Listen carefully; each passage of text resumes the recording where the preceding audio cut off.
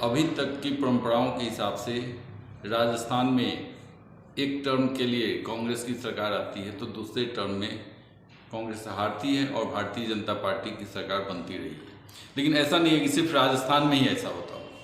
ऐसा बहुत सारे क्षेत्रों में, बहुत सारे राज्यों में ऐसा होता आया है कि जो गवर्नमेंट होती है वो रिपीट नहीं होती। अभी तक उत्तराखंड में भी ऐसा ही हो रहा था और हिमाचल प्रदेश का भी यही चलन है कि एक ही सरकार 2 बार कभी भी रिपीट नहीं होती है। लेकिन उत्तराखंड में ये परंपरा टूटी और भारतीय जनता पार्टी की सरकार दूसरी बार फिर चुन के आई। ऐसा ही बहुत दिनों के बाद उत्तर प्रदेश में हुआ। इसके पहले 5 वर्ष के लिए समाजवादी पार्टी होती थी, तो फिर अगले 5 वर्ष के लिए बहुजन समाजवादी पार्टी आ जाती थी। बीच में कभी कभार भाजपा को भी मौका मिल जाता था। लेकिन अब उत्तर प्रदेश में भी योगी आदित्यनाथ के नेतृत्व में भारतीय जनता पार्टी की सरकार दोबारा चुन के आई। राजस्थान में अभी तक कहा नहीं जा सकता कि पुरानी परंपरा चलती रहेगी या इस बार उसका रिवाज बदलेगा। अब ये देखना है कि राजस्थान का राज बदलता है कि वहाँ का रिवाज बदलता है, क्योंकि अभी तक की परंपरा रही है कि जो सरकार बदल जाती है। अब इस बार अशोक गहलोत की सरकार ने काफ़ी कुछ अच्छा काम भी किया है। अच्छा काम इन द सेंस कि लोग लुभावन काम किया है, जनता को लुभाने के लिए बहुत सारे काम किए गए, जिस पर हम चर्चा करेंगे। लेकिन अगर अभी मान लिया जाए कि अगर भारतीय जनता पार्टी की सरकार आती है परंपराओं के हिसाब से, रिवाज के हिसाब से, तो फिर भारतीय जनता पार्टी का मुख्यमंत्री कौन होगा? क्योंकि अभी तक पिछले 20 सालों से भारतीय जनता पार्टी की उम्मीदवार होती थी, मुख्यमंत्री पद की उम्मीदवार होती थी वसुंधरा राजे सिंधिया। बहुत दिनों से, लगभग 2014 के पहले से, इसके पहले जब चुनाव हुआ था जो 2013 में, तो उस समय से ही वसुंधरा राजे सिंधिया की जगह पर किसी और को नेतृत्व देने का प्रयास किया गया था। लेकिन वसुंधरा राजे सिंधिया इसके लिए तैयार नहीं हुई थी और वसुंधरा राजे सिंधिया को नाराज करने की हिम्मत भारतीय जनता पार्टी के शीर्ष नेतृत्व में नहीं हुई। ये इसके बाद भी फिर दोबारा जब चुनाव हुआ 2018 में, तो उस समय भी प्रयास किया गया, लेकिन वहाँ पर भी कुछ सफलता हाथ नहीं लगी। लेकिन इस बार भारतीय जनता पार्टी का शीर्ष नेतृत्व कमर कस चुका है और किसी भी कीमत पर वसुंधरा राजे सिंधिया को मुख्यमंत्री का उम्मीदवार घोषित नहीं करना चाहता। इसकी बानगी दिखी जब अभी जयपुर में प्रधानमंत्री नरेंद्र मोदी का रैली हुआ। उस रैली में वसुंधरा राजे सिंधिया बैठी तो थी, लेकिन नरेंद्र मोदी ने न तो स्टेज पर आते समय और न ही भाषण देने के बाद वसुंधरा राजे सिंधिया की तरफ देखना भी मुनासिब समझा। तो उस समय ऐसा लगा था कि कहीं न कहीं शीर्ष नेतृत्व वसुंधरा राजे सिंधिया को किनारा करना चाहता है। लेकिन 2 टर्म की मुख्यमंत्री की उम्मीदवार, और सच कहिए तो राजस्थान में भारतीय जनता पार्टी की एक छत्र नेता वसुंधरा राजे को दरकिनार करना इतना आसान भी नहीं है। और इसीलिए लगभग 2 बजे 3 बजे रात तक वसुंधरा राजे सिंधिया के साथ अमित शाह और जेपी नड्डा ने बैठक की और उस बैठक के बाद कुछ हद तक ऐसी खबरें बाहर आई कि इस मुद्दे को सुलझा लिया गया है।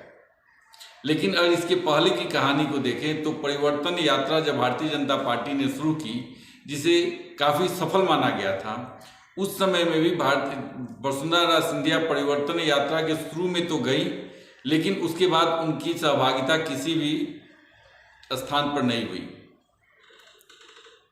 इसके अलावा बल्कि उन्होंने अपने निजी तौर पर देवदर्शन यात्रा की थी और खुद ही से वसुंधरा सिंधिया ने देवदर्शन यात्रा अपने निजी तौर पर शुरू की, उसमें पार्टी का कोई सहयोग नहीं था। इसके बाद अभी जो जयपुर की जो रैली हुई थी प्रधानमंत्री की, उस रैली में वसुंधरा राजे सिंधिया को इवन संबोधन करने का भी मौका नहीं दिया गया।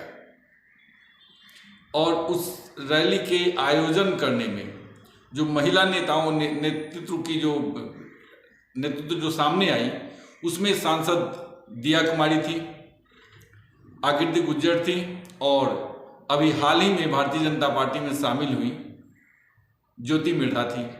ज्योति मिर्धा कांग्रेस के दिग्गज नेता रामनिवास मिर्धा की बेटी हैं और अच्छी छवि की भी हैं।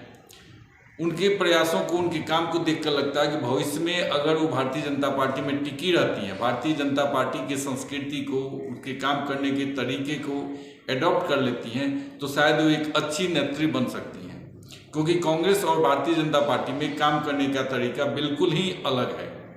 इसलिए कांग्रेस से आए हुए नेता को अभी तुरंत ही कोई बहुत बड़ी जिम्मेदारी मिल जाए ऐसा लगता तो नहीं है, लेकिन फिर भी जो उनकी जो सहभागिता दिखी नरेंद्र मोदी की रैली में, उसको देखकर ये अंदाजा लगाया जा सकता है कि इन महिला नेताओं पर भारतीय जनता पार्टी ज़्यादा विश्वास करने जा रही है। इसके अलावा भी बहुत सारे नेता हैं। गजेंद्र सिंह शेखावत उनमें से एक हैं। गजेंद्र सिंह शेखावत ने भी वसुंधरा राजे सिंधिया के घर पर जाकर उन्हें मनाने की कोशिश की है, लेकिन इन सब के बावजूद वसुंधरा राजे सिंधिया पूरी तरह से नॉर्मल नहीं है। उनके चेहरों को अगर पढ़ा जाए, उनके जो भाव भंगिमा है या उनकी जो गतिविधियां हैं, उसको देखने के बाद ऐसा नहीं लगता कि वसुंधरा राजे के साथ भारतीय जनता पार्टी का पूरी तरह से पैचअप हो गया है। अब प्रश्न यही उठता है कि अगर वसुंधरा राजे सिंधिया को भारतीय जनता पार्टी नेतृत्व के तौर पर घोषणा नहीं करता है, तो अगर चुनाव में भारतीय जनता पार्टी जीत जाती है, तो फिर मुख्यमंत्री का उम्मीदवार कौन होगा? अगर नरेंद्र मोदी की कार्यशैली को देखा जाए, और जब से अमित शाह की एंट्री हुई है, तो नरेंद्र मोदी और अमित शाह जो नेतृत्व चयन करके लाते हैं, उसके बारे में कोई भी भविष्यवाणी नहीं कर सकता, क्योंकि ऐसा पहले कई बार देखा गया है कि हरियाणा में किसी ने कल्पना भी नहीं की होगी या कोई कल्पना भी नहीं कर सकता था कि जाट के अलावा कोई गैर जाट भी मुख्यमंत्री हो सकता है, लेकिन मनोहर लाल खट्टर को लाकर मुख्यमंत्री बनाया गया। और ऐसा पहली बार हुआ था कि कोई गैर जाट, हरियाणा जब से बना तब से पहली बार कोई गैर जाट हरियाणा का मुख्यमंत्री बना। नहीं तो इसके पहले देवीलाल, बंसीलाल, भजनलाल, ओम प्रकाश चौटाला, यही लोग वहाँ की हत्या करता थे। ऐसा ही कुछ झारखंड में भी हुआ था। जब से झारखंड का निर्माण हुआ, चाहे भारतीय जनता पार्टी की सरकार रही हो या झारखंड मुक्ति मोर्चा की, हमेशा मुख्यमंत्री आदिवासी ही रहा। लेकिन पिछली बार जब मुख्यमंत्री भारतीय जनता पार्टी जीती, तो उस समय एक गैर आदिवासी रघुवर दास को जमशेदपुर से ला करके उन्हें सीधे मुख्यमंत्री की कुर्सी पर बैठा दिया गया, जिनका नाम भी कोई नहीं जानता था। तो चाहे मनोहर लाल खट्टर हो या फिर रघुवर दास, या अभी उत्तराखंड में चुनाव हारने के बावजूद वहाँ के धामी जी को मुख्यमंत्री बनाया गया, पुष्कर सिंह धामी को। तो अभी के कंडीशन में कोई ऐसा आदमी नहीं हो सकता जो पूरी तरह से कहे कि अगर भारतीय जनता पार्टी चुन के आती है तो मुख्यमंत्री कौन बनेगा, क्योंकि नरेंद्र मोदी अनप्रेडिक्टेबल माने जाते हैं। उनके बारे में कोई अंदाज नहीं लगा सकता कि वो क्या निर्णय लेंगे। फिर भी जो चर्चाएं हैं उसमें अगर महिला नेतृत्व देने की बात आती है, तो फिर दिया कुमारी का नाम उनमें सबसे ऊपर दिखता है, जो अभी सांसद हैं। इसके अलावा नरेंद्र मोदी की पहली पसंद गजेंद्र सिंह शेखावत भी हो सकते हैं, जो अभी केंद्रीय मंत्रिमंडल में हैं। इसके अलावा भी राजस्थान में बहुत सारे ऐसे चेहरे हैं जिस पर भारतीय जनता पार्टी दांव खेल सकती है। लेकिन एक चेहरा बड़ा मतलब आश्चर्य में डालता है, क्योंकि किरोड़ीमल मीणा को भी चुनाव लड़ने के लिए कहा गया है। अगर वो विधानसभा का चुनाव लड़ते हैं तो उनकी भी दावेदारी हो सकती है। अब अंततः कौन होगा ये तो समय बताएगा, लेकिन वसुंधरा राजे सिंधिया इस बार मुख्यमंत्री नहीं होने जा रही है। अब इसका प्रभाव क्या पड़ेगा? तो अभी कल ही नवभारत टाइम्स नाउ नवभारत ने जो सर्वे प्रकाशित किया, पब्लिश किया, उसके चैनल पर जो आया, उसके अनुसार राजस्थान में भाजपा और कांग्रेस के बीच 50-50 का मुकाबला है। जबकि कुछ 2-3 महीने पहले तक कांग्रेस हारती दिख रही थी और भारतीय जनता पार्टी परंपरा के अनुसार जीतती दिखाई दे रही थी। लेकिन हाल के दिनों में सचिन पायलट और अशोक गहलोत के बीच जो समझौता कराया शीर्ष नेतृत्व ने, खास करके मल्लिकार्जुन खड़गे ने, शायद उसका असर हो, या फिर जो लोक लुभावन कुछ स्कीम लाई है अशोक गहलोत की सरकार ने, या उसका फायदा हो, क्योंकि उसमें बहुत उन्होंने गैस सिलेंडर 500 रुपये देने की घोषणा की हुई है। वैसे ही आयुष्मान भारत की जगह पर उन्होंने 25 लाख तक के मुफ्त इलाज की घोषणा की हुई है।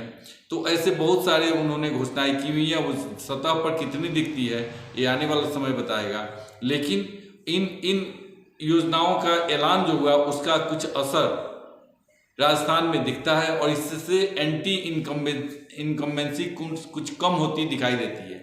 और सर्वे को ही आधार माना जाए तो भारतीय जनता पार्टी और कांग्रेस में नेक टू नेक मुकाबला है। कहा नहीं जा सकता कि कौन फाइनली आएगा।